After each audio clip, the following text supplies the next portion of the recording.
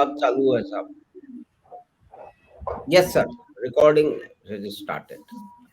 अभी आपने माधव जी जो दुर्दांत अपराधी का जिक्र किया, वो मेरे हिसाब से, मेरे ख्याल से अभी जो रिसेंटली जो प्रयागराज में घटना हुई है, वो अतीक अहमद के संदर्भ में आपने इसको ज्यादा फोकस करवाना चाहा।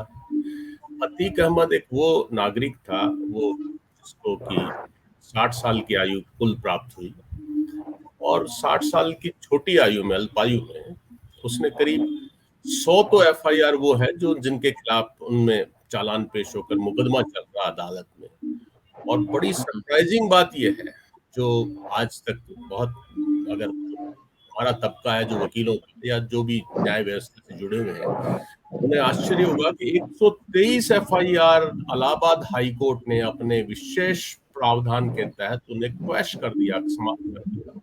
समझने की बात यह है, क्या एक आदमी जिसके ऊपर 100 एफआईआर में तो मुकदमे कायम होकर ट्रायल चल रही है, जहां की लोग बाग ट्रायल के अंदर पार्टिसिपेट ना करके मुलजिम की मदद कर रहे हैं, और मुलजिम अपने आप को बचाने के लिए सारे हथकंडे अपना रहा है, वहीं दूसरी तरफ 103 एफआईआर उसी आदमी की जिसके ऊपर शक शुबा पूरी तरह बनता है, क्या इलाहाबाद हाई कोर्ट के न्यायाधीश महोदय उनको एफआईआर को सिरे से नकार सकते हैं क्या? तो सवाल यह है कि इस व्यवस्था में जो दुर्गंध फैल गई है सारी न्याय व्यवस्था में और सारी जो कार्यपालिका के अंदर और जो पुलिस व्यवस्था में, और जो मुलजिमान ने अपने आप को व्यवस्था के अंदर सबसे प्रमुख समझ लिया है और वे मनचाही कर रहे हैं, इसमें किसी दुर्दांत अपराधी को जो संरक्षण दिया जा रहा है वह वाजिब है या वाजिब नहीं है। अभी आपने जिक्र किया कि सरेआम उनको प्रोटेक्शन दिया जा रहा है, उनकी बारात निकाली जा रही है।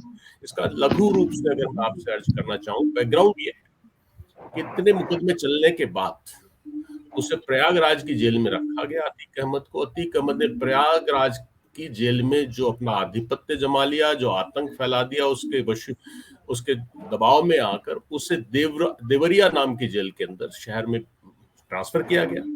वहां भी उसने वही हथकंडे अपनाए, यहाँ तक कि जेल में एक बिल्डर को बुलाकर, अपने आदमी से, गुर्दों से बुलवाकर वहां उस पे झूठे कागज बनवाकर उन पर दस्तखत करवाए, और फिर बाद में सवाल ये आया कि ऐसा क्या संभव है क्या?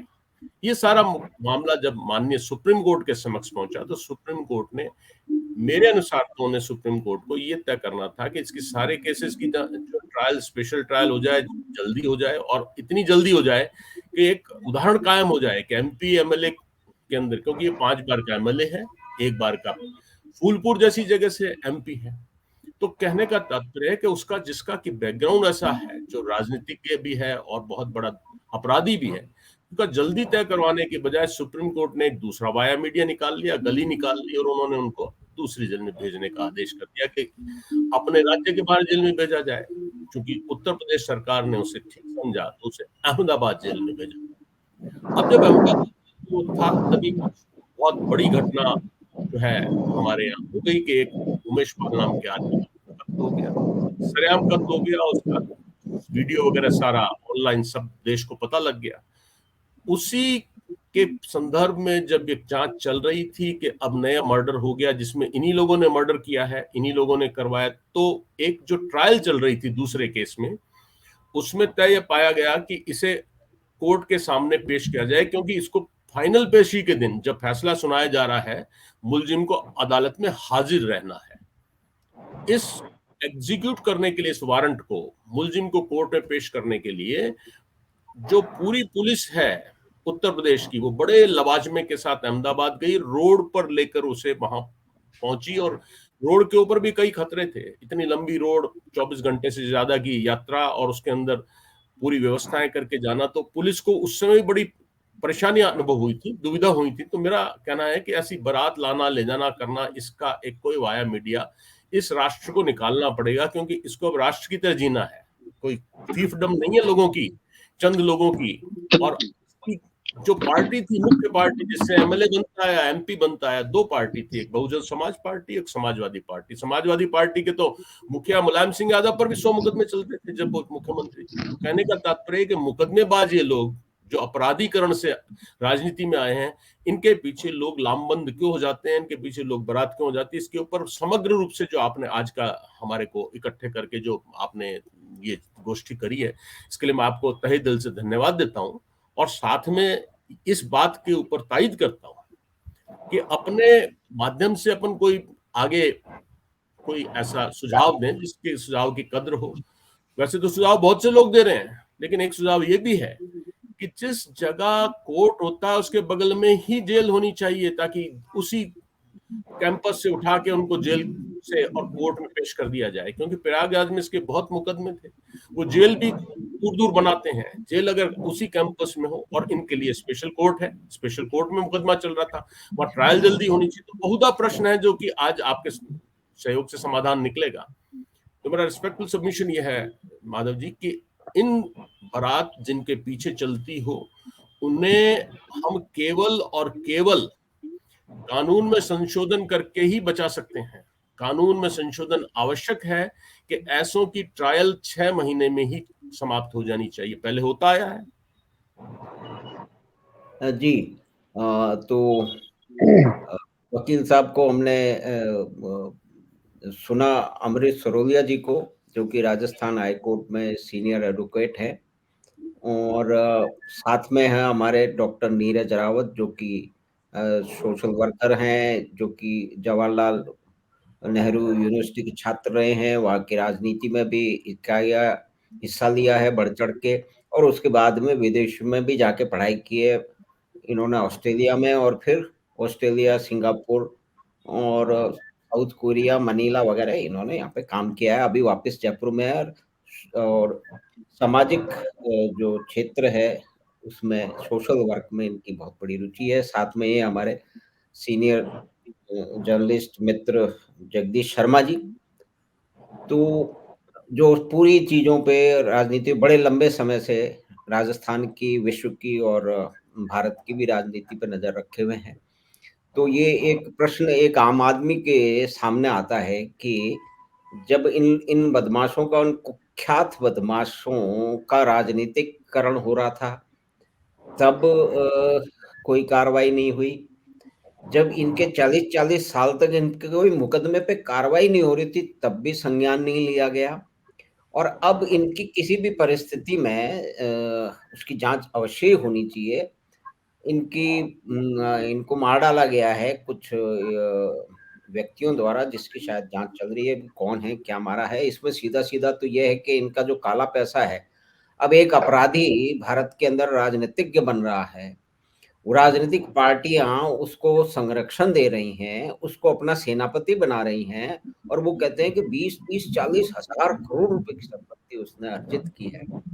तो उसकी मौत की जांच तो होनी चाहिए, हम इससे इनकार नहीं कर रहे, लेकिन हमारा तो एक सामान्य व्यक्ति का वो समझ है कि सुप्रीम कोर्ट अब जागा है, जब एक गुंडे बदमाश किसी एक परिस्थिति में कुछ उनके विरोधियों द्वारा या कि उनके साथियों द्वारा किसी षड्यंत्र के तहत मार दिए गए हैं।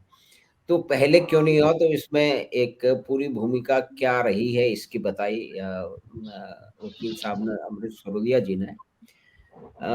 तो एक सामाजिक रूप से नीरज रावत साहब, आप इन पूरे चक्र को कि भाई ये लोग जेलों में बंद होके वहां अपने साम्राज्य मोबाइल फोन से चला रहे हैं, और भीड़ भरी जेलों में इनको रखा जा रहा है। तो हमारे इतने पढ़े लिखे जो अफसरान हैं पुलिस के और एडमिनिस्ट्रेशन के, और वकील लोग भी बहुत हैं और जज भी बहुत हैं, तो वहां तो इन दिल्ली और मुंबई और जयपुर की जेलों में तो हर झाड़ू लगाने वाले के पास मोबाइल फोन है। तो ये उससे अपना तंत्र, तो इसका सिंपल सॉल्यूशन ये है, मुझे तो एक सामान्य बुद्धि समझ में आता है कि कोई अंडमान जैसी जगह होनी चाहिए, जिसको दोबारा वहां पे एक सुदूर पूर्व में, कि वहीं से इनकी पेशी भी जो है वो ऑनलाइन कराई जाए, और इनके इलाज भी वहीं होते रहे, और कम से कम ये वहां से अपना तंत्र तो नहीं चला पाए। तो इसमें नीरज जी, आप किसी भी एक बिंदु पे या 2-3 बिंदु पे क्या कहेंगे? फिर जगदीश शर्मा जी के पास जाएंगे एक विस्तृत परिप्रेक्ष्य लेने का। Yes sir. सभी महानुभावों को नमस्कार, और बात 25 के श्रोताओं को भी नमस्कार। देखिए माधव जी, आपने बहुत सही जो मेरे बारे में बताया कि मैं थोड़ा सामाजिक चेतना को जगाने हेतु और इन दिनों जो मेरा प्रिय विषय वो है कि जिम्मेदार नागरिक बनना। और मेरा ऐसा मानना है कि भारत में कानूनविद और बड़े-बड़े कानूनों की कोई कमी नहीं है। और अभी भी अगर अपन कुछ भी अगर सजेशन देंगे तो ज़रूर वो कोई ना कोई इनका एक्सपर्ट निकाल के रख देगा, साहब ये कानून तो साहब है। कानून तो यहाँ पर हर चीज़ के बने हुए हैं। अब आपने जैसे कहा कि जेल में अगर जो झाड़ू लगा रहा है उसके पास भी फ़ोन होता है, या बर्तन जो धो रहा है या खाना बना रहा है, तो सर अगर आपको ये नियम बनाने हैं कि जेल में इस पीरियड इस तरीके के लोगों के पास इस तरह का मोबाइल नहीं होगा तो नहीं होगा। सवाल ये है कि भारत में क्या आपने कभी किसी की भी व्यक्ति को, एक बहुत अच्छा कोई प्रधानमंत्री होता है, एक बहुत अच्छा लॉयर यहाँ कोई होता है, एक बहुत अच्छा डॉक्टर यहाँ कोई होता है, लेकिन क्या ये सभी एक अच्छे जागरूक जिम्मेदार नागरिक होते हैं? उसकी ट्रेनिंग नहीं होती है। जब आपके पास ये जागरूक नागरिकता का कंसेप्ट नहीं होता है तो आप कोई कानून बना लीजिए, उस कानून के प्रति उसका भाव, उस नागरिक का सम्मान जब ये नहीं होता है तो वो मेरा चाचा ताऊ भतीजा ही तो होता है जो कोई आईपीएस बन जाता है या कोई लॉयर बन जाता है या कोई प्रधानमंत्री बन जाता है। तो उसकी एटीट्यूड वही है जो घर में बिहेवियर कर रहे होते हैं। भाई इसके आने वाले से ये कह दे घर में नहीं है, वो घर में बैठा छुपा बैठा है आदमी। देखिए मैं इस बात को बहुत गंभीरता से लेना चाहता हूँ और आपने ये मौका दिया, वकील साहब हैं, जगदीश भाई साहब हैं, बड़े बड़े जर्नलिस्ट हैं, आप सब लोग हैं इस दुनिया में, लेकिन आप अपने घर से इसको ऑब्जर्व करिए।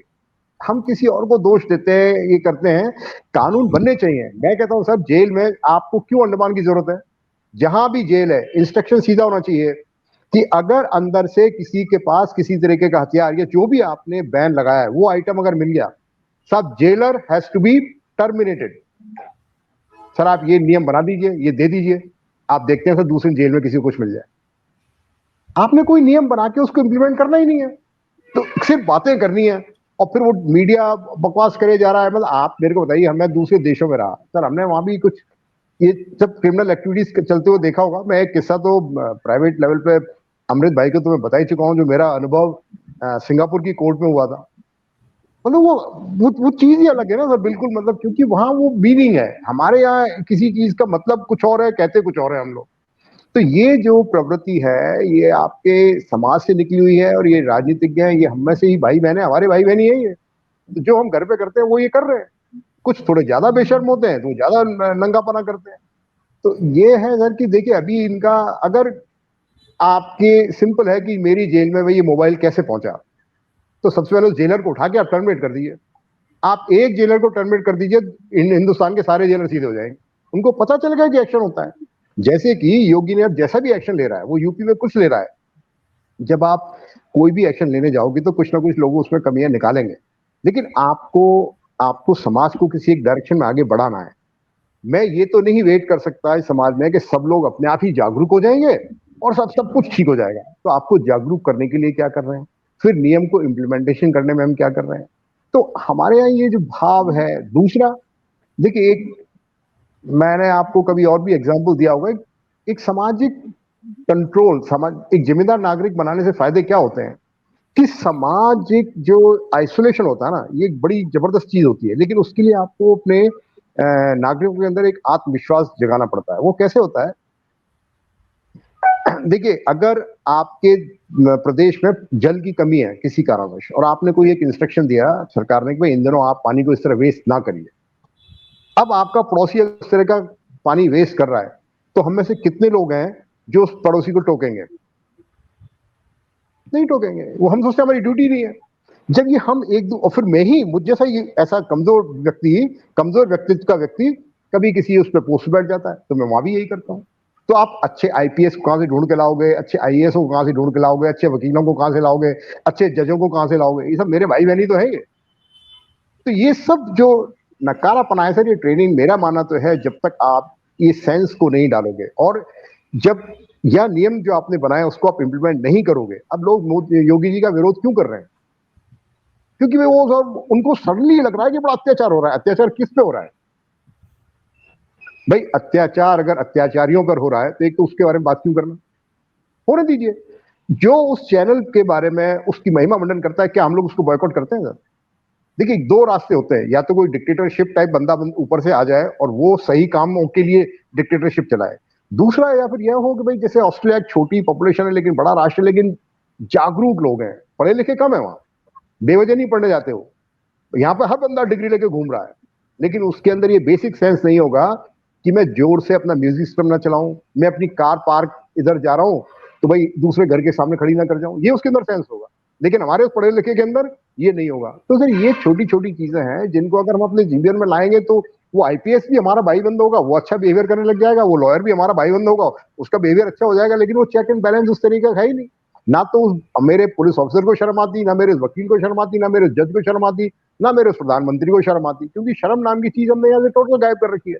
तो वो सब लोग जो कर रहे हैं भाई, जो करके आ गया वो करके आ गया, ये हो रहा है सर। तो इसलिए महिमा मंडन में देखिए एक टाइम है सर, आपको अभी तो पता नहीं, एक टाइम था दाऊद जैसा गुंडा व्यक्ति है, वो अगर आके कहीं खड़ा हो जाए तो मेरा मानना है कि अपने हिंदुस्तान के बहुत से लोग फोटो खिंचाने के लिए खड़े हो जाएंगे सर, उसको उसी में शान आ जाएगी।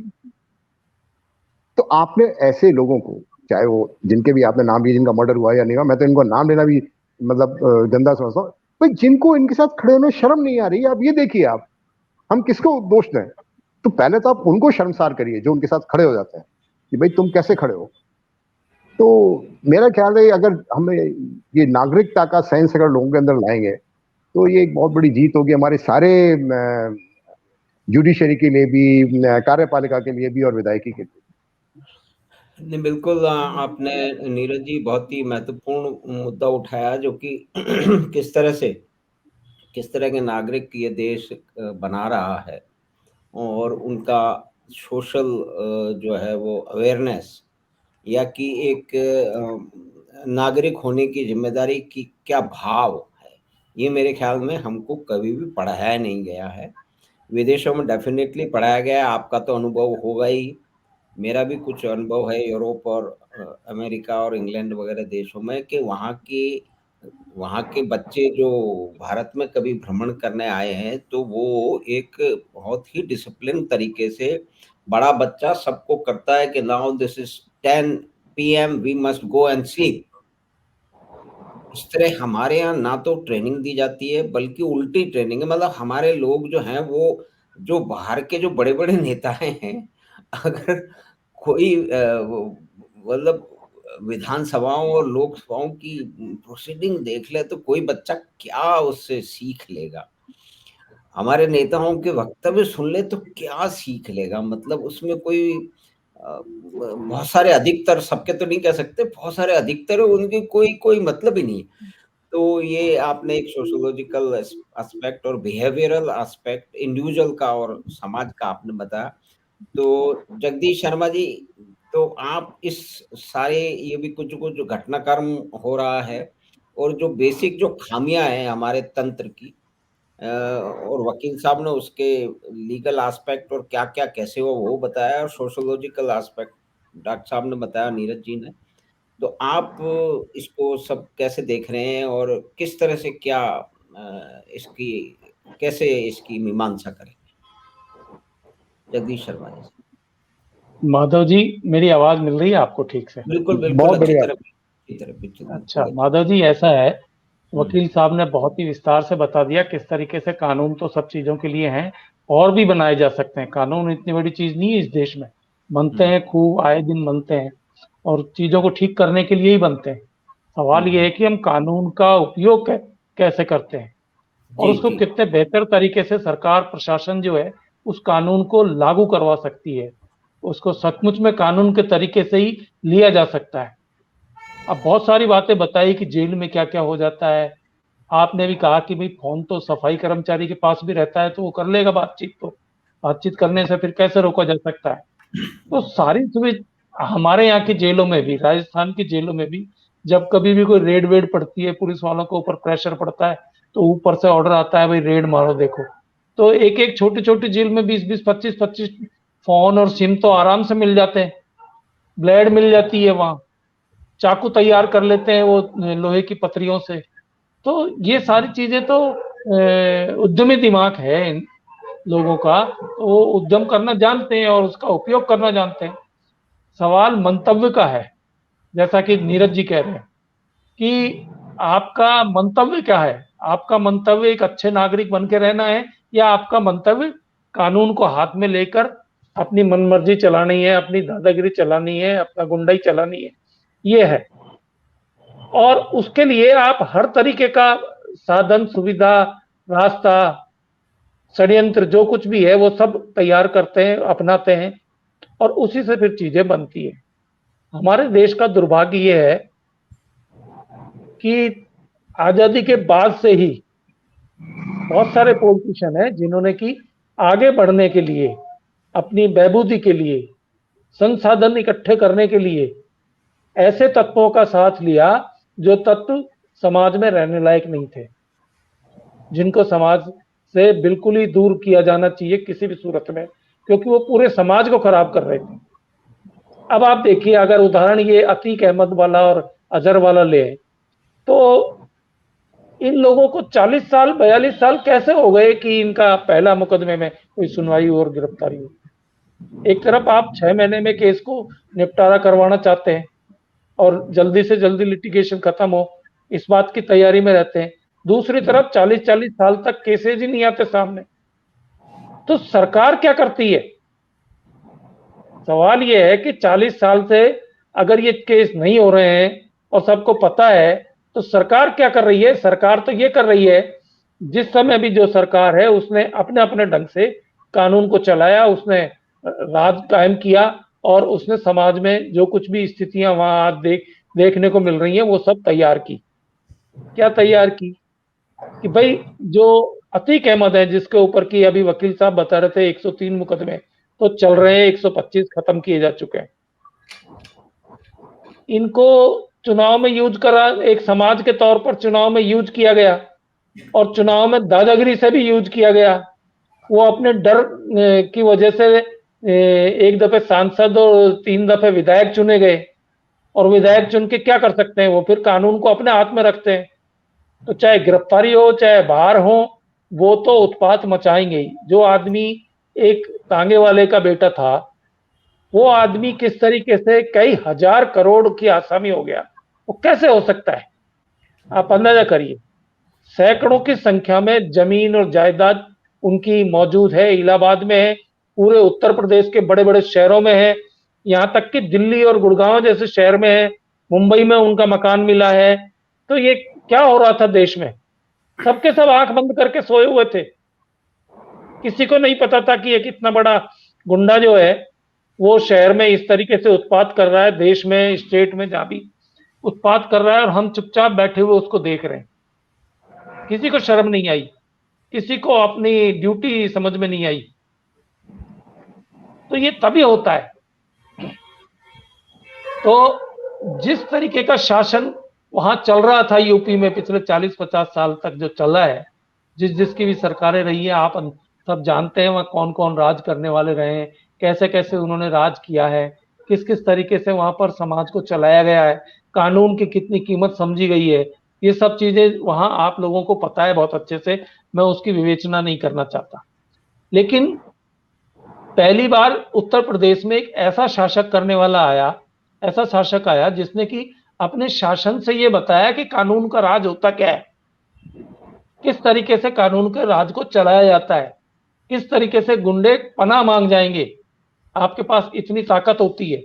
लोकतंत्र में पब्लिक का जो शासन होता है, इसकी ताकत पब्लिक ही होती है, और पब्लिक के बीच में ही अगर आप अच्छा काम करेंगे तो आपको पब्लिक का सपोर्ट भी भरपूर मिलता है। फिर तो ये सपोर्ट कैसे मिलता है? जब आप अपने कामकाज में ईमानदार होंगे, जब आप जो है कुछ करने की अपनी ताकत को दिखाएंगे, अपनी विल दिखाएंगे कि हम कर सकते हैं। और योगी आदित्यनाथ ने यूपी में ये करके दिखाया, इसलिए उनको पब्लिक का सपोर्ट भी मिला। और कानून को देखकर आप देखिए, इस बीच बहुत सारा आपने मीडिया में भी देखा होगा, सोशल मीडिया में तो खूब ये चीजें आती हैं कि बहुत सारे जेलों में काम करने वाले बहुत सारे लोग, जिनको अतीक अहमद ने जेल में ही धमकियां दी, या तो ऐसा कर दीजिए नहीं तो ऐसा हो जाएगा। तो कई सारे अफसर थे जिन्होंने रजिस्ट किया, बोले तुम चुपचाप एक गुंडे के तरीके से जेल में पड़े रहिए, वरना हम भी जानते हैं कि कैसे निपटा जाता है। ऐसे अफसर रहे जिनकी रीढ़ की हड्डी थी, वो खड़े होने की भी हैसियत रखते थे, और एक आध तो अफसरों को भी अपनी जान से हाथ गंवाना पड़ा। तो ये स्थिति तब बनती है जब मंशा आपकी क्या है, और उसमें कोई राजनीतिक भेदभाव नहीं हो, कोई आप ऐसा महसूस नहीं होने दें कि भाई ये राजनीतिक कारणों से इसके साथ ये किया जा रहा है। बहुत सारे दफे, जैसा अभी अतीक अहमद कोई गुजरात की जेल से लेके आ रहे थे, तब कई दफे उसने अपनी आशंका व्यक्त कर दी ताकि पहले से ही बताया जाए, और हमारा मीडिया भी ऐसा पिछलग्गू के तरीके से उसके पीछे पीछे चल रहा है, जैसे कि कोई बहुत बड़े साधु संत की सवारी चल रही हो, या कोई बहुत बड़े राष्ट्रवादी की सवारी चल रही हो, या बहुत बड़े खिलाड़ी की चल रही हो, या फिल्म गुंडे के पीछे कैमरा लेके चल रहे हैं कि जाने इसके साथ क्या होगा। अरे मर जाएगा तो मर जाएगा, होगा क्या? गाड़ी उलट गई या गोली चल गई या कुछ और घटना हो गई, दुर्घटना हो गई, मर जाएगा तो क्या हो जाएगा, एक गुंडा ही तो मरेगा। लेकिन ये हीरो बनाने का काम भी हम ही करते हैं, हमारे बीच में ही लोग हैं तो ये सब कुछ करते हैं। तो योगी आदित्यनाथ जी ने जो है बिल्कुल ठीक किया। और देखो कानून, अब चीजें असल में ये धीमे धीमे खुलती हैं। अतीक अहमद को भी बीच सड़क पे मार देने की ताकत लोगों के पास थी, है अभी भी, और कर दिखाया उन्होंने अपना काम। 2 बड़े गुंडों को 3 छोटे से बच्चे जो हैं चुपचाप निपटाया है। लेकिन ये ताकत कब आती है? जब उनको पता है कि ऊपर एक ऐसी ताकत बैठी हुई है जो कि कानून की लड़ाई को कानून की लड़ाई के तरीके से ही लड़ेगी। दूसरा साम्राज्य भी उनके पास है ऐसा। तो ये तो टेक्निकल चीजें हैं कि भाई जेल से ही उनको वीडियो कॉल पे ले लिया जाए और ये कर लिया जाए, या निकारागुआ की जेल में बंद कर दिया जाए, इससे कोई फर्क नहीं पड़ेगा, इससे ज्यादा फर्क पड़ने वाला नहीं। फर्क तो तब पड़ेगा, आप देखिए ये यूपी का ही दूसरा जो एमएलए था मुख्तार अंसारी, ये तो रास्ता निकाल के पंजाब की जेल चले गया।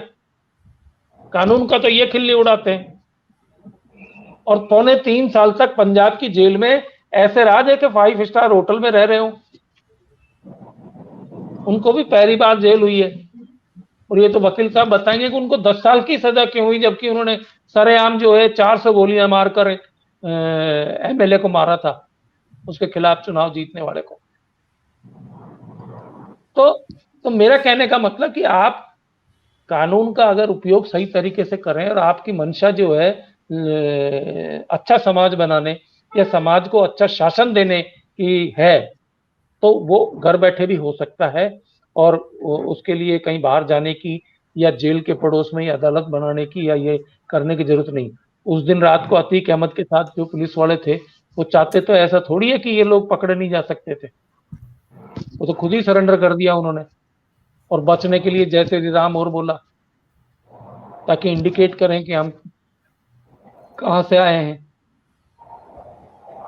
कहने का मतलब मेरा ये है कि कानून का शासन लाना आपके बस की बात है या नहीं है। बस अब तक 50 साल यूपी में कानून का शासन नहीं चल रहा था, गुंडों का शासन चल रहा था, गैंग का शासन चल रहा था, जातियों का शासन चल रहा था, परिवारों का शासन चल रहा था। पहली बार एक आदमी आया जिसको इन सब चीजों से कोई लेना देना नहीं, उसने डंडा घुमाया, डंडा घूमते ही सब बिलों से बाहर निकलने लगे एक एक करके, और उनको अपने अपने ठिकाने पे पहुंचाया जाने लगा।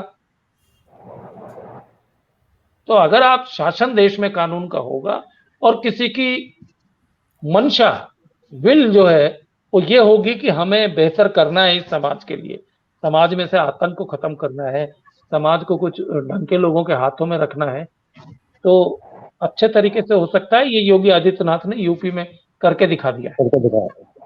जी जी। वकील साहब, इसमें अमृत जी, ये जो पूरा परिदृश्य आपके सामने है, और ये इतना बड़ा अनाचार या अत्याचार या गुंडा तंत्र का राज कुछ प्रदेशों में मुख्य रूप से, वैसे तो देश के कई जगह अलग अलग समय में रहा है, लेकिन अगर सिर्फ हम इसी पे केंद्रित करें तो इतने लंबे समय तक रहा। तो ये अब जैसे देखिए कि जो बदमाशों की इलीगल या प्रॉपर्टी को डिस्ट्रॉय करने के नियम तो सब जगह शायद एक ही है, आपको मालूम होगा। तो कोई अब उन्होंने उत्तर प्रदेश में तो उसका इस्तेमाल कर लिया, क्योंकि भाई इलीगल जमीन है, आपके पास कागज नहीं है, तो वो एक्शन ले सकता है, जो भी कॉम्पिटेंट अथॉरिटी है वो एक्शन ले सकता है, उसको डिस्ट्रॉय कर सकता है। उनको समय भी दे दिया, उनको टाइम भी दे दिया। तो ये जो एक तो बात ये हो गई, लेकिन क्या, तो इसका मतलब कानून तो एग्जिस्ट कर रहे हैं, उसका इम्प्लीमेंटेशन नहीं हो रहा। लेकिन क्या यहाँ पे कुछ बदलाव की भी आपके अनुसार कोई जरूरत है, किसी एक विशेष या कहते हैं किसी मामले में, या कि एक परिदृश्य में, कि ताकि ये बेटर हो? इम्प्लीमेंटेशन की तो प्रॉब्लम है ही पूरे देश में। अभी जैसा शर्मा साहब ने बताया कि कानून तो पर्याप्त मात्रा में है, और कानून के बाद जो उसका इम्प्लीमेंटेशन है, जो उसको लागू करवाया जाना है, लागू करवाए जाने के लिए जो सक्षम संस्थाएं हैं, उनका जो है उत्साह का अभाव है, उनकी कार्य प्रणाली का अभाव है, उनके ऊपर दुनिया भर के दबाव है, राजनीतिक दबाव भी हैं, सामाजिक भी हैं, और भ्रष्टाचार के दबाव भी हैं, सारे दबाव है। अब उन हालात में यदि अगर ये देखा जाए कि क्या जो प्रक्रिया अपनाई जा रही है विशेषतः उत्तर प्रदेश में, वह प्रक्रिया एक मुकदमेबाज के बाद एक क्रिमिनल के ऊपर दूसरी संस्थाओं ने अपनाई है। ये जो मुकदमे के जो मुल्जिमान हैं, उनकी अघोषित रूप से गैर कानूनी संपत्तियां जो उन्होंने एक्वायर कर ली हैं या कब्जा कर ली हैं, उनकी गैर कानूनी रूप से जो उस पर तामीरात कर ली है, उसे डिस्ट्रॉय करना, उसे जमींदोज करना, ये एक संस्था का काम है। नॉर्मली ये नगर पालिका अपने आदेश से करती है। नगर पालिका अगर बड़ा रूप देख लें तो कॉरपोरेशन समझ लीजिए, वो सारी जो कॉरपोरेशन है वो करते हैं। अगर उन्होंने इसको ये पाया कि एक जमीन किसी और की है, इसके ऊपर गैर कानूनी रूप से किसी और ने लिया है, तो वो उसको नोटिस देके समय सीमा निश्चित करके उसको हटाने का नोटिस दे सकती हैं, गैर कानूनी चीज को हटाने की न सूरत में वो उसे डिस्ट्रॉय भी कर सकती हैं। तो वहां ऐसा किया गया और सारे देश में उसको बहुत अच्छा माना जा रहा है, क्योंकि धीरे धीरे राजस्थान में भी 2-4 जगह, हम जिस स्टेट में रह रहे हैं वहां भी इसका उपयोग किया गया है। जो यहाँ पर जो पेपर जो होते हैं, एग्जामिनेशन होते हैं, उनके पेपर जो ले गए थे और उनकी गैर कानूनी संपत्तियां इसी शहर में थी, उसके ऊपर बुलडोजर चलाया गया, बुलडोजर चला के उन्होंने अच्छा मैसेज दिया है। तो ये तो एक इम्प्लीमेंटेशन का सवाल है। लेकिन जो मूल प्रश्न है माधव जी, वो ये है कि एक स्कूल ड्रॉप आउट आदमी जो कि स्कूल की पढ़ाई पूरी करने से पहले ही अपनी पढ़ाई छोड़कर क्राइम की दुनिया में घुस जाता है, और क्राइम दुनिया में जाने के बाद 45 साल तक जिंदा रहता है, कई मर्तबा जेल के अंदर भी रहता है और बाहर भी रहता है, और उसको किसी तरह की रोक टोक नहीं है। वो 16,000 करोड़ रुपए तो सरकारी रूप से उसकी संपत्ति नापी गई, मानी गई है कि उसको उसने एक्वायर कर लिया है। और छोटे बड़े नहीं, जो लोग खुद सक्षम है उनकी जमीनों में घुस के उनके साथ अन्याय करके, अत्याचार करके, उन पर क्राइम करके उन संपत्तियों को अपने नाम या अपने गुर्गों के नाम, अपने रिश्तेदारों के नाम कर लिया है। और अनाप शनाप हथियारों का जखीरा उसके पास मिला है। उस जखीरे में वो भी हथियार हैं जो हथियार सामान्यतः हमारे देश में आ ही नहीं सकते। वो पाकिस्तान के मार्फत, चाइना के मार्फत, टर्की के मार्फत, ईरान के मार्फत और बहुत से नेपाल के मार्फत यहाँ आए हैं। आने के बाद वो देश में फैले भी हैं, दूसरी जगह भी उन्होंने, जिनका नेटवर्क बहुत बड़ा है। ये जो क्रिमिनल्स हैं ये अपने आप से एक दूसरे से भी जुड़े हुए रहते हैं। तो ये बड़े लेवल पर इन्होंने जोड़ के ऐसा किया है। तो इसका जो शर्मा साहब फरमा रहे हैं कि अपनी व्यवस्थाओं में सबसे बड़ी व्यवस्था है जो मौके पे न्याय देती है, मौके पे वो उनका डिस्ट्रॉय करती है, जो जांच करती है, जो उसको पकड़ती है, वो बहुत कमजोर है। न्यायपालिका तक आते आते मामला भी, जैसे शर्मा साहब ने बताया, आपने भी बताया कि उसको 10 साल की सजा क्यों हुई मुख्तार अंसारी को। हो सकता है फाइल में उसके ऊपर जो आरोप लगे हों उनमें धाराएं ऐसी हों, उन धाराओं में जो साबित हुआ वो ऐसा हो, तो आपने तो दूर बैठे हैं, लेकिन फाइल में न्यायाधीश ने उसको उसी के लायक समझा होगा। जी। तो नीरज जी, ये सारे परिप्रेक्ष्य में जो एक जो बात निकल के आ रही है कि इन्होंने जो अधिकतर संपत्तियां अर्जित की है वो धमका के और लोगों की करोड़ों रुपए की संपत्तियां 1-2 लाख रुपए में लिखवा ली हैं। तो ऐसी जो सरकारी हैं या कि जमीनें हैं उनको तो हो गया है, लेकिन बहुत सारे लोगों की खुद अब वो सामने आ रहे हैं, शायद उनकी ये हिम्मत आ गई है कि अब पहले तो किसी को शिकायत वो करें किसको। तो बहुत बिल्कुल। सारे लोग हैं, कुछ लेडीज हैं और कुछ और बूढ़ी लोग हैं जो कि बता रहे हैं कि आज से 10-20-30 साल पहले हमारे साथ कैसे हुआ कि जो आज की कोई 50 करोड़ की संपत्ति है वो उस समय उस आदमी ने, उस समय उसकी कीमत 5 करोड़ होगी, लेकिन उसने तो 5 लाख में लिखवा ली। तो इस तरह के केस भी मेरे ख्याल में शायद दोबारा खुलेंगे और ये सामने आने चाहिए। ये एक बहुत बड़ा मैसेज शायद होगा और बहुत सारे लोगों को इससे, जो उनके चुंगल के कारण अपनी संपत्तियां गंवा बैठे, अपनी जानें तो गंवाई है उनके परिवार ने। तो आप इस बारे में क्या देखिए माधव जी, मैं तो अपने पुराने जो मैंने कहा उससे आगे बढ़ाते ही बात कहना चाहूंगा कि देखिए इस पूरे एक्शन को, मतलब हम जो भी बात कर रहे हैं अभी, पहली बात तो हम एक भारत देश में बैठे हुए हैं, हम चारों की ये एक्सेप्टेंस है कि हमने भारतीयता को स्वीकार किया है, भारतीय नागरिक हैं, इसलिए हम चारों बैठे हैं भारत से संदर्भ में इसलिए बात कर रहे हैं। भारत को हमने जनतांत्रिक देश माना है। जनतंत्र की मूल अवधारणा क्या है कि जनता सुप्रीम है, जनता के इंटरेस्ट में सारी जितनी भी फंक्शनरीज हैं वो जनता के लिए आंसरेबल हैं। जुडिशरी हो, लेजिस्लेटिव हो या एग्जीक्यूटिव हो, they all are answerable to जनता। अब जनता कितनी जागरूक है अपने इन अधिकारों के बारे में? देखिए मेरा मानना क्या है इस विषय में, जैसे अपन डिस्कस तो कुछ भी कर सकते हैं कि भाई अब वो पुराने लोग भी जाग रहे हैं जिनके जो पीड़ित थे, सताए हुए थे, अब उनमें हिम्मत आई है। लेकिन अगर वो व्यक्ति मैं हूं या आप हो, जब आप में हिम्मत आती है तो वो आप अपने आप उस काम को करते ही हो, इसमें कोई शक नहीं। लेकिन हम एज ए जागरूक नागरिक, हम इस बात 25 के माध्यम से समाज में, या जो एग्जीक्यूटिव के लोग अगर इसको देखें या पॉलिटिशियंस देखें, तो हम क्या उनको कह सकते हैं या हम दूसरों को साथ जोड़ने के लिए क्या कर सकते हैं? मैं एक बात बताता हूं सर, कि जितने लोगों ने जिस पार्टी के तहत जो इन क्रिमिनल्स की जो अपन बात कर रहे हैं, इनके टाइम में जो इनका उत्थान हुआ, जितने जजेस ने अपने आप को उसकी हियरिंग सुनने से रिक्यूज किया था, मेरा मानना है हमको उनकी लिस्ट मांगनी चाहिए सरकार से, उस समय के लोगों की।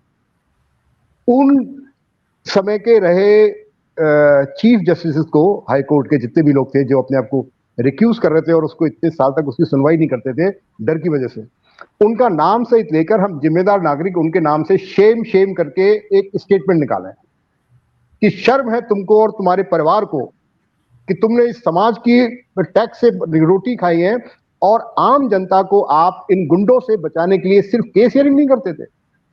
क्या हम इतने जागरूक हुए हैं? क्या हमारे अंदर इतनी खुददारी आई है? अगर हम ये छोटे छोटे काम करने लग जाएं, इसी तरह मैं कहता हूं जिसमें भाई किसी ने का पाप हो गया, उस पाप की अब सजा तो मिलनी चाहिए ना सर।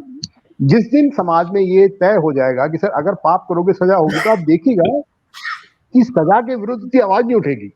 भाई आज आपको कुछ लोगों को बड़ी चिंता लग रही है, इतनी बड़ी टीवी में जो बातें हो रही है, मतलब मुझे बड़ी हंसी आती है कि भाई इन गुंडों के आपको अधिकार इतने याद आ रहे हैं और इन्होंने जितना इनका छीना सताया, आप उस वक्त कहां सो रहे थे? वही आईपीएस ऑफिसर, वही जजेस, वही सरकारी नेता, वही पार्टीज के नेता, भाई उनके अगेंस्ट हम क्यों नहीं एक स्टेटमेंट निकालें?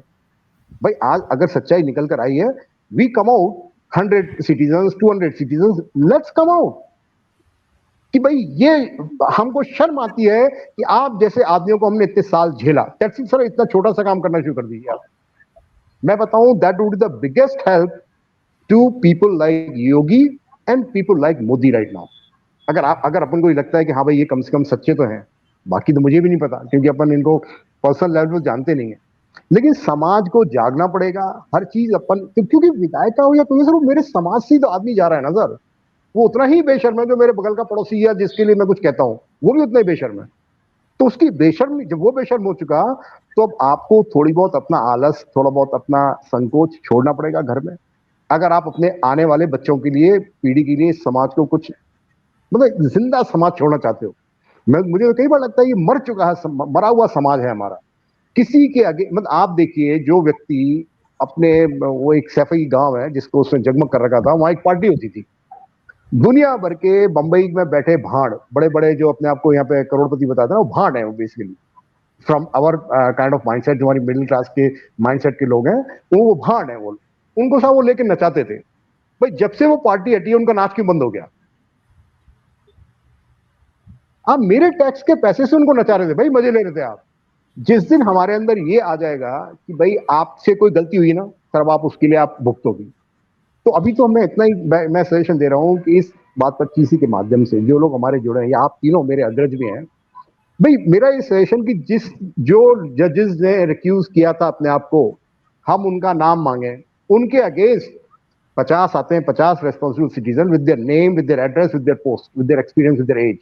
हम सर एक स्टेटमेंट निकालें कि we are ashamed of you, फिर ऐसे ही हम उन पॉलिटिकल पार्टीज के लिए निकालें। भाई अगर हमारे पास कोई प्रूफ ऐसा बनता है कि समाजवादी पार्टी के टाइम में डेलिबरेटली ब्ला ब्ला ब्ला ब्ला ये काम हुआ, सब उसके अगर हम निकालें ना, लेकिन उसको व्यक्तिगत न जाए कि भाई कल वो अखिलेश अगर मुझे मिल गया तो मैं उसके मुंह पे थूकूंगा, नहीं। अगर वो सुधरता है, we are ready to shake hand with you.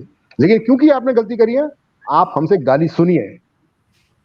भाई अगर कोर्ट को जब ये रात के 12 बजे किसी याकूब मेनन के लिए तो सुनने के लिए समय है, भाई उस जज का भी नाम आना चाहिए। जनतंत्र में judiciary, supreme court has to be is answerable to the public also, क्योंकि जहां से आप ये सारा जो कॉन्स्टिट्यूशन टीप टाप करके लाए हमारे बुजुर्ग लोग, उन देशों में जनता सुप्रीम है, वहां के सुप्रीम कोर्ट को भी सुनना पड़ता है वहां की जनता को। दे आर आंसरेबल टू, उनकी ड्यूटी है, they are oblige to serve. वो ये नहीं कहता जस्टिस करूंगा, सर्व। आप सर्वेंट हो, पब्लिक सर्वेंट हो, आपके अंदर वो एटीट्यूड रखिए, और वो तब होगा जब आपकी जनता जागरूक होगी। और सर मैं एज ए फॉरेन नागरिक बता रहा हूँ, मैं उन दूसरे देशों से खाली पीआर ही बन पाया था, मैंने सिटीजनशिप कभी इंडिया की गिव अप नहीं करी थी। लेकिन पीआर के नाते जो मुझे ऑस्ट्रेलिया में, फिलीपींस में, सिंगापुर में जो मेरी कॉन्फिडेंस रहता था ना कानूनी तौर पे, मैं वहां, मेरा अगर बस चले सर, मैं अपनी हर लिटिगेशन को सिंगापुर में सॉल्व करना चाहूंगा। क्यों?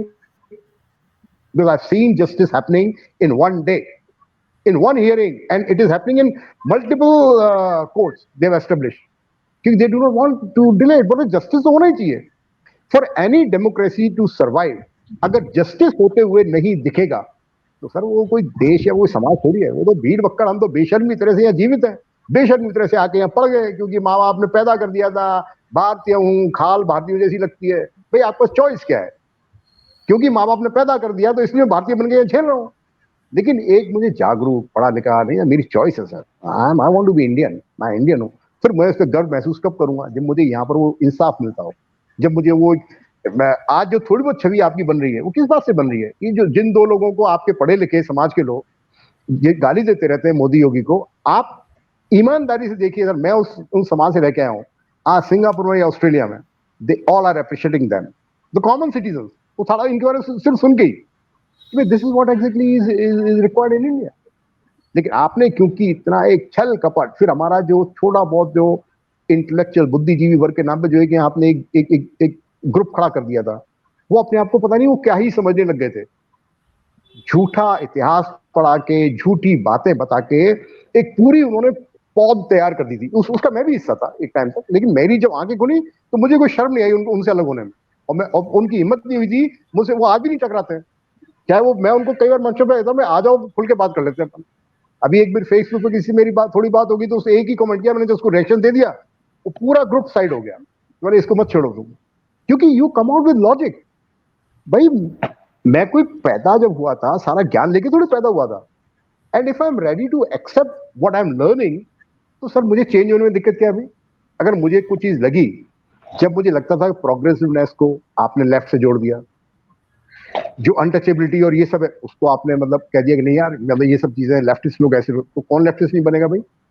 देखिए जब मुझे लगा ये तो धोखेबाज आडम्बरी हो, तो हमने 2 मिनट लात मार दी, क्योंकि you stay with your principles. मैं एक डेमोक्रेटिक देश का डेमोक्रेसी लविंग सिटीजन हूँ और वो बन के रहना चाहता हूँ। तो वो डेमोक्रेसी मेरी तब एस्टेब्लिश होगी जब मेरे साथ पढ़ा लिखा समाज, मेरे जागरूक इंसान, मुझे लगता है कि मेरी बात को एंडोर्स करेंगे, जो समझते हैं या जिनको पूरा समझ में नहीं आया मुझसे और क्वेश्चन पूछेंगे, जब मैं उनको कन्विंस कर दूं तो वो कहें oh yes you are right. लेकिन आप जिद की वजह से मेरी बात नहीं मानोगे और मैं आपकी नहीं मानूंगा, तो वो तो सब पागलपना हुआ। वो कोई मतलब वो तो फिर वो हुआ तो सूडान का एक अब वीडियो आजकल घूम रहा है ना, कि आप मेरी बात नहीं मान रहे हो, मुझे से नहीं हो, मैं सुपीरियर हूँ, उसे मार दिया उन लोगों ने। आप देखा किस तरह मार रहे हो लोग। आप उन जैसे लोगों को पनपने दे रहे हो, उन जैसे लोगों के अगेंस्ट हम आवाज नहीं उठाते हैं। तो ये समाज में सर एक थोड़ी बहुत खुददारी, थोड़ी बहुत जमीन, वो तभी आएगा जब आप उसको एक अच्छे इंसान होने का उसको एक गर्व दोगे, उसको सिक्योर महसूस कराओगे। Being Indian I am secure. तो जी सर। जी सर, बड़ी अच्छी आपने मीमांसा की। अब जगदीश जी, अब इसमें आगे कैसे वे फॉरवर्ड आप देखते हैं, समझते हैं कि भाई जो है मतलब बहुत ही एक विचित्र स्थिति जिसमें गुंडे बदमाशों का महिमा मंडन हो रहा था, एक बहुत लंबी परिपाटी है, बहुत लंबी परंपरा है, बहुत सारी पार्टियों में है, किसी एक पार्टी में इसका रोग नहीं है। तो ये कुछ घटनी कम से कम उत्तर प्रदेश में शुरू हुई है, तो एक बहुत लंबा रास्ता है। लेकिन आने वाले बहुत लंबे समय नहीं, 5-10 साल को आप कैसे देखते हैं कि कम से कम क्रिमिनलाइजेशन ऑफ पॉलिटिक्स जो है वो, क्योंकि ये सारी समस्या उसी के कारण तो है, तो वो कैसे, क्या कुछ कम होगी, या ये एक सिर्फ तात्कालिक परिस्थिति है, फिर पुराने सिस्टम में हम लौट जाएंगे। वो भयावह समय है, उसमें मैं बहुत समय उत्तर प्रदेश में और बिहार में मुझे जाने का मौका मिला, उत्तर प्रदेश में ज्यादा मिला है। मैंने बनारस में एक छोटी पुलिया पे 2 गुंडे बदमाशों की बंदूकें लेके 25-25 बंदूकें लेके आमने सामने गैंग को देखा। वहां कलेक्टर, एसपी उनके हाथ जोड़ रहे हैं कि आप पीछे उठ जाइए। मैं नाम भूल भी गया, नाम लेना भी ठीक नहीं है इन दुष्टों का, कि एसपी कलेक्टर हाथ जोड़ रहे हैं उनके, वो कहें कि हम पीछे नहीं हटेंगे, वो कह रहे हैं हम पीछे नहीं हटेंगे। ये एक शहर में कचहरी के पास में हो रहा है, दूरदर्शन की बिल्डिंग के पास हो रहा है, वो मैंने खुद देखा बनारस में। तो आगे कम से कम आगे 5-10 साल के पीरियड में आप कुछ बेहतरी देखते हैं कि भी जो भी कुछ उत्तर प्रदेश में योगी कर पा रहे हैं, और दूसरी तरह के जिस तरह से ये सारी फर्जी कंपनियां बंद हुई हैं और जिस तरह से गुंडे बदमाशों पे एक दबाव है, तो उसको आप कैसे?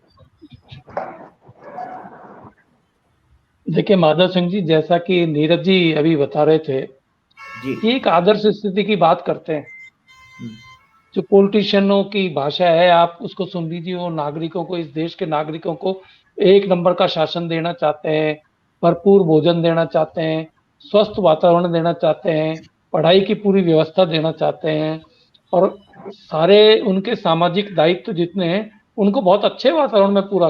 लेकिन होता कितना है, कितने नागरिक बने हुए हमारे? मैं अभी भी कह सकता हूं कि अभी भी जो है मेजॉरिटी, जो 80 से 90% लोगों को कह सकता हूं, क्योंकि मेजॉरिटी अच्छे लोगों की ही है इस देश में। लेकिन 1% अगर खराब है, 1% अगर बिगड़ैल हैं, 1% गुंडे बन गए हैं, वो क्या क्या करना चाहते हैं, उनसे निपटने के लिए ही शासन, प्रशासन और कानून और उसकी प्रक्रिया की जरूरत होती है। 90% आदमी ठीक है, आराम से रहो, कोई दिक्कत नहीं है, अच्छे तरीके से रहो, आपस में बातचीत से कोई विवाद भी होते हैं तो बातचीत से सुलझाए जा सकते हैं। लेकिन ऐसी आदर्श स्थिति बनती कहाँ है इस देश में? इस देश में तो 75 साल में ऐसी स्थिति बना दी गई है कि अब या तो बहुत ही एक्सट्रीम पर जाकर आप अपने रास्ते अडॉप्ट करिए, कानून को लागू करिए, या फिर पब्लिक को भुगतने दीजिए जैसी भी भुगत रही है। 2 ही रास्ते हैं।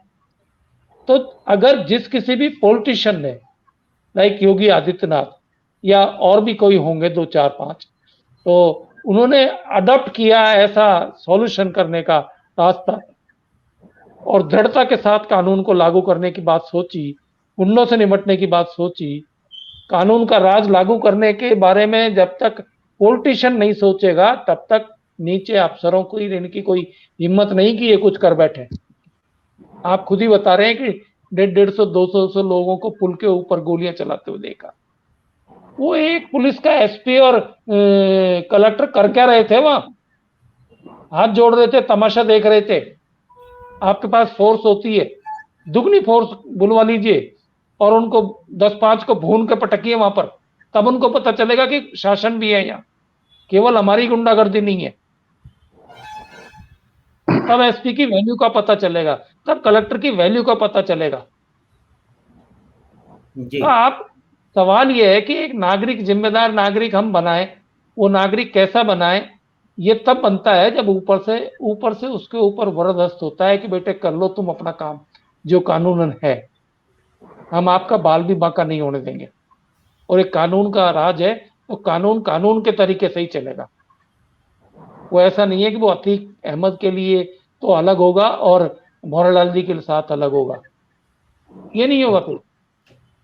तो ऐसी सूरत में ये रास्ता अगर अच्छे पॉलिटिशियंस के हाथ में शासन व्यवस्था रही,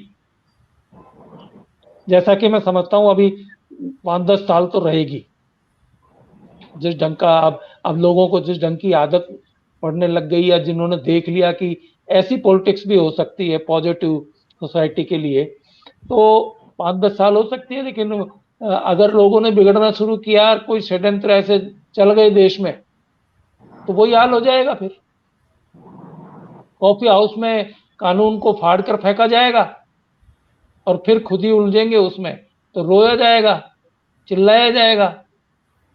ये व्यवस्था हमारे देश में है, अभी मौजूद है हमारे देश में ये व्यवस्था।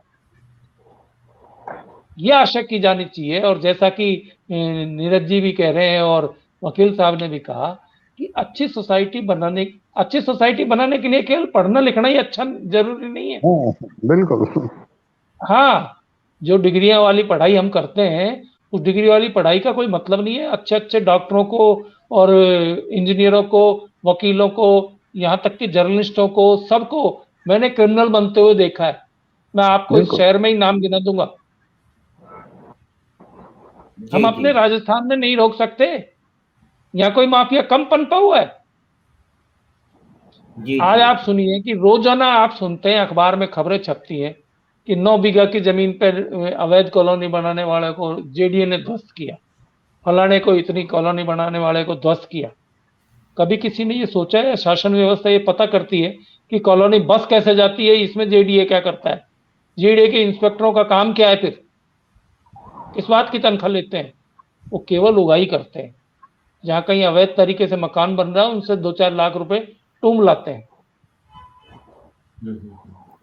ये आदेश क्यों नहीं होता? सरकार ये पता क्यों नहीं लगाती कि गैर कानूनी काम हो गया तो ये अफसर बैठे हुए क्या कर रहे थे?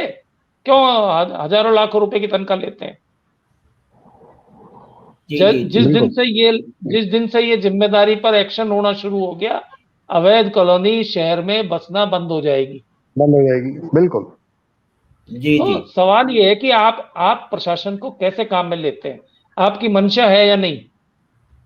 वेस्टर्न राजस्थान में इतने बड़े बड़े माफिया इस समय काम कर रहे हैं, आए दिन पकड़े भी जाते हैं। आए दिन आप खबर पढ़ते हैं, उसने जेल से ही ठेठ ने फेठ को मरवा दिया और उसने उसको मरवा दिया, उसकी बहन ने ही किसी को मरवा दिया। कैसे हो रहा है ये सब कुछ? और पुलिस क्या करती है और प्रशासन क्या करता है? बैठे हमारे यहाँ सरकारी एजेंसी है भर्ती की, आरपीएससी का मेंबर ही पर्चा चोर निकला। देखिए आप, तो आप जिस समय मेंबर का अपॉइंटमेंट करते हैं, उस समय आपको पता नहीं था कि यह आदमी नेचर से कैसा है और इसकी मेंबर बनने की मंशा क्या है। तो सब कुछ ऐसे ही अगर होगा तो फिर यही होगा। और मैं लेकिन फिर भी आशावान हूं और मैं निराश नहीं होता इस बात को देख कर कि सब चीजें ऐसे ही चलेंगी तो देश कहाँ जाएगा। मेरे ख्याल में देश बेहतर रास्ते पे चल पड़ा है। और अगर ये लोगों को ढंग से समझ में आ गया रास्ता, आप देखिए कि सेना में भर्ती होने के लिए लोगों की कमी नहीं रही। इसके लिए आंदोलन हो रहे हैं कि हमको भर्ती करो। तो जिस देश के नागरिक सेना में मरने के लिए तैयार होकर जाने के लिए तैयार है, उस देश में अच्छे नागरिकों की कमी नहीं है। सवाल ये है। जी जगदीश जी, बड़ा अच्छा आपने ये इसका पूरी समीक्षा और समापन की तरह इसको बढ़ा दिया कि हमें जो भी पिछले दिनों में जो पॉजिटिव डेवलपमेंट कई देश के कई हिस्सों में हुए हैं, जहाँ क्रिमिनल्स अब भागते फिर रहे हैं, उनका राज समाप्त हो गया है। बहुत एक लंबे काल तक उन्हीं का राज रहा है। तो ये भी माना जा सकता है कि एक सड़े हुए समाज के नायक हैं वो, और उस सड़े हुए समाज के बहुत सारे लोग अभी भी उनको नायक मानने में, बनाने में, स्थापित करने में लगे हुए हैं। तो ये हमारी एक विशेष किस्म की त्रासदी है। तो इस बातचीत में विभिन्न आयाम रखने के लिए आप सभी का धन्यवाद। और फिर हम प्रयास करेंगे कि फिर किसी एक विषय पे आप लोगों से चर्चा करके उसकी थोड़ी मीमांसा की जाए। तो धन्यवाद, नमस्कार। मैं माधव जी मैं थोड़ा सा ये कहना चाहूंगा, जैसे मैंने वो सजेस्ट किया था, देखिए डिस्कशन कर लें अपन, कोई एक एक्शन प्रोग्राम। मतलब मैंने एक वकील साहब अपने साथ हैं, हाई कोर्ट में प्रैक्टिस करते हैं, भाई अच्छे ज्ञानी हैं, कि जो जजेस ने रिक्यूज किया था, भाई एक बात कहने को आ रही है कि पिछले 11-12 साल से मतलब उसकी हियरिंग नहीं सुनते थे डर की वजह से। उन जजेस के हम नाम मांग सकते हैं लीगली या नहीं? नहीं, ये तो मैं वकील ये साहब बताएंगे, हाँ आरटीआई में मिल ही सकते हैं, नहीं, ये तो हम आरटीआई में मिल ही सकते हैं शायद। ऑफिशियली नहीं, सुप्रीम कोर्ट में लिखे, वो तो हम नीरज जी ऑफिशियली सारी कानूनी प्रक्रिया जो है कानून से लड़ने की, उस प्रक्रिया के तहत ही हो रहा है। आप उनको पकड़ नहीं सकते ऐसे, नहीं आप सर, हम नहीं आरोप नहीं पकड़ रहे, लगा सकते। नहीं नहीं नहीं, हम नहीं, नहीं लगा रहे, हम तो, कोई मैं तो एक नागरिक हूँ, मैं अनपढ़ हूँ, नागरिक हूँ मैं तो। मुझे तो ये बता दो सर कि आपको तनख्वाह, आपको सारी फैसिलिटी, पुलिस की फैसिलिटी आपको इसलिए मिल रही थी कि आप जनता की सेवा करें। कैसे सेवा करें? न्याय देकर।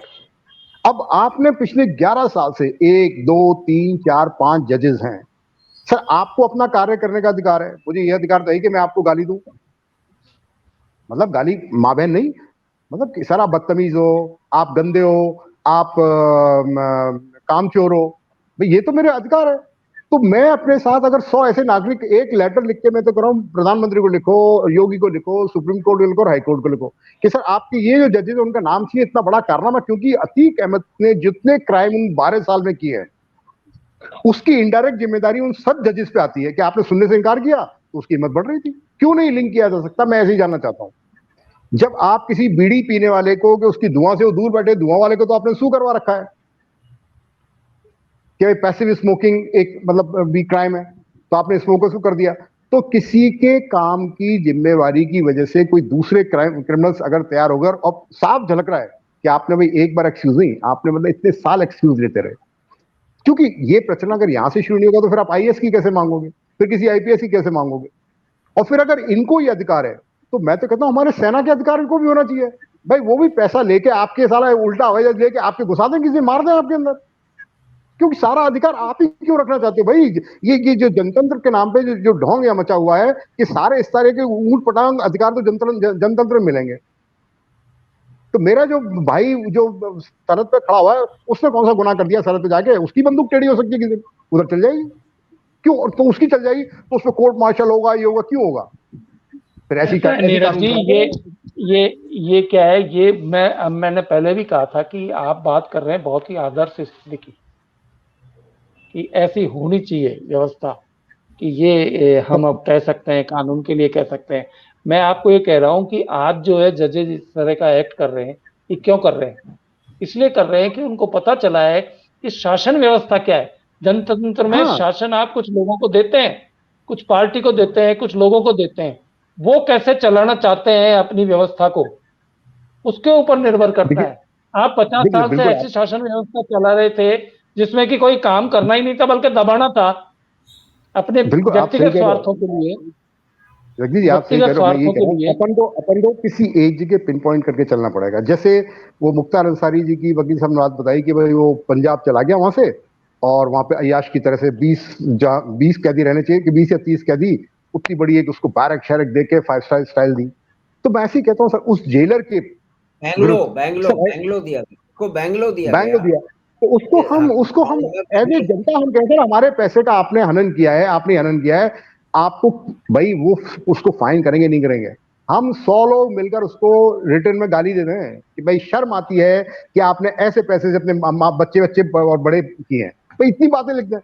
क्योंकि देखिए सर, समाज में ये क्रांतिकारी एक्शन आपने अगर नहीं लिए, मैं आपको गारंटी दे रहा हूँ सर, मैं तो छोटा हूं, मैंने बच्चे ही पैदा नहीं करे हैं, आप लोगों ने बच्चे बच्चे पैदा किए हैं, ये यहाँ पे सर सांस लेना दूभर हो जाने वाला है। मजाक नहीं कर रहा हूँ सर, ये कितना, योगी मोदी अकेला क्या कर लेगा सर?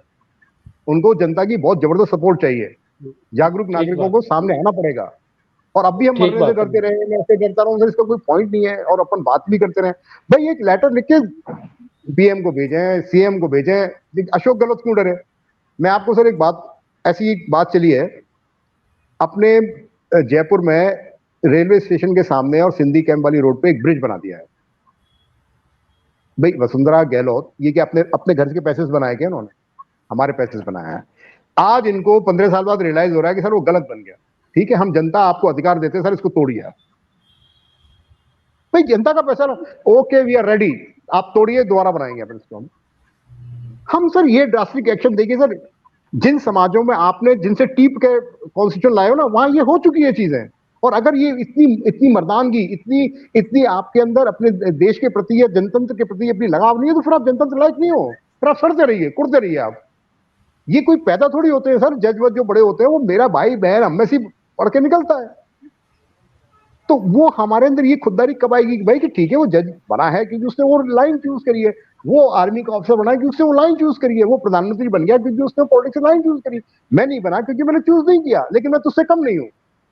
ये भाव जब तक हमारे अंदर, हमारे नागरिक के अंदर, क्योंकि मैं अपना नागरिक होने का ड्यूटी पूरी निभाता हूं, तो सर मुझे आपने चूज किया ना, आपने चूज बना के प्रधानमंत्री बनोगे, तो सर आप मुझे भाषण कम दिया करो और काम ज्यादा किया करो। ये एटीट्यूड हमारे नागरिक के अंदर आने लग जाए तो आप देखिए जितने आपके पॉलिटिशियंस हैं, ये ना तो हम इनके पीछे कोई भाग के खड़ा होगा, क्योंकि अभी क्या होता है वो नेता बन गए, अरे उसने चूज किया वो लाइन यार। सर आजादी के बाद यही स्थिति थी, आजादी के बाद यही स्थिति थी, फिर धीमे धीमे परिस्थितियां बदली और बिगड़ते चली गई, और वो हमारे 50 जैसे साल तक बिगड़ी रही। अपने बच्चों को दबाते रहते हैं, अपने बच्चों को इधर मत निकलना बेटा, तू उसको, भाई क्यों नहीं मेरा बच्चा निकले यार, वो दुनिया डरता ही रहता वो। अजीब हमने स्थिति कर रखी है। आप सोचिए, आप अपने बच्चे को यहाँ लाके यहाँ बड़ा करके, मतलब मुझे तो कई बार लगता है कि आप जब अपन सोचते मैं उसको ये यहाँ से बचा रहा हूँ वहां से बचा रहा हूँ, भाई ये ऐसा काय को कष्ट कर रहा है तू, भाई काय को बचा रहा है उनको, मतलब इतना इतना बड़ा एहसान काय को कर दिया तूने, पैदा कर दिया तूने, कौन सा मतलब कोई ऐसा बच्चा पैदा कर दिया है कि जो पूरी दुनिया का बदल देगा। तो मिलके अगर काम करना है, आपका बच्चा स्वच्छंदता से खेले कूदे, उसकी चॉइस आ गई सर 10 साल बाद उसका मन हुआ मैं तो सर एवरेस्ट पे जा रहा हूँ, उसके अंदर ये सुरक्षा महसूस हो, वो है मेरा बच्चा सर। मुझे वो चाहे मेरे दोस्त का बच्चा हो, मेरे भाई का बच्चा, मुझे सर वो बच्चा अच्छा लगेगा। उसके अंदर एक कॉन्फिडेंस होना चाहिए, 10 साल बाद उसको लगा काम करने का तो मैं तो एवरेस्ट चढ़ूंगा। वो कॉन्फिडेंस अगर हम अपने समाज के बच्चों को नहीं दे पा रहे हैं तो सर हम कर क्या रहे हैं। मतलब मुझे तो बड़ा कई बार जब ज्यादा गहराई आप लोग ऐसे बात करें सोचने मजबूर करते हो तो मेरे को तो बहुत फ्रस्ट्रेशन होने लगता है कि भाई the kind of society that we deserve, मतलब हमको वो मिल नहीं रहा है यहाँ पे, और क्योंकि हम अपने एक्शन नहीं लेते हैं, अपनी मतलब अपने राइट्स को, अपने ड्यूटीज को पूरा नहीं करते हैं। जी जी जी जी ये बिल्कुल नीरज जी बिल्कुल उसको सही तरह से समझाने का प्रयास कर रहे हैं। निश्चय ही हम ये मानते हैं कि इस तरह के काम होंगे और कुछ प्रयास हम लोग भी कर सकते हैं। तो ये एक बहुत ही सारगर्भित और अच्छा बातचीत विमर्श हुआ है, तो उसके लिए आप सभी का धन्यवाद। तो फिर दोबारा किसी एक नए विषय के ऊपर हम फिर दोबारा मिलेंगे और उस पर विमर्श करेंगे। धन्यवाद, नमस्कार। बहुत बहुत आभार आपका। बहुत बहुत धन्यवाद शर्मा जी, धन्यवाद आपका, बहुत बहुत धन्यवाद।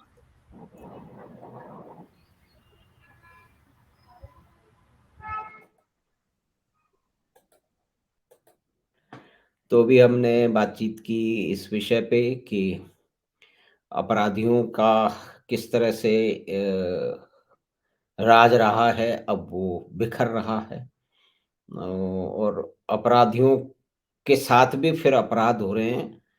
उसकी डेफिनेटली उसकी निश्चयी जांच तो होनी चाहिए, लेकिन जहाँ पे अपराधियों के जाने पे देश के बड़े-बड़े न्यायाधीश चिंतित होके कुछ निर्णय पारित कर रहे हैं, कुछ जाँच की माँग कर रहे हैं।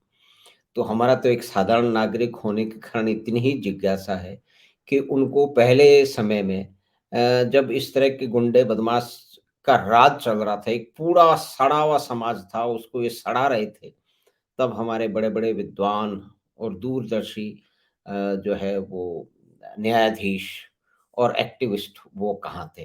तो धन्यवाद, नमस्कार आपका, और आपने ये कार्यक्रम सुना, देखा, इसके लिए आपका धन्यवाद। और एक निवेदन फिर से कि जिन लोगों ने भी, मित्रों ने, दर्शकों ने बात चैनल बात 25 को सब्सक्राइब किया है, तो उसका सब्सक्रिप्शन आप दोबारा देखें, क्योंकि जब आप सब्सक्राइब करते हैं तो वो प्राइवेट सब्सक्रिप्शन होता है, तो उसको आप पब्लिक में बदल दें। तो हम आपसे फिर शीघ्र मिलेंगे बात 25 की अगली बात पर। धन्यवाद, नमस्कार।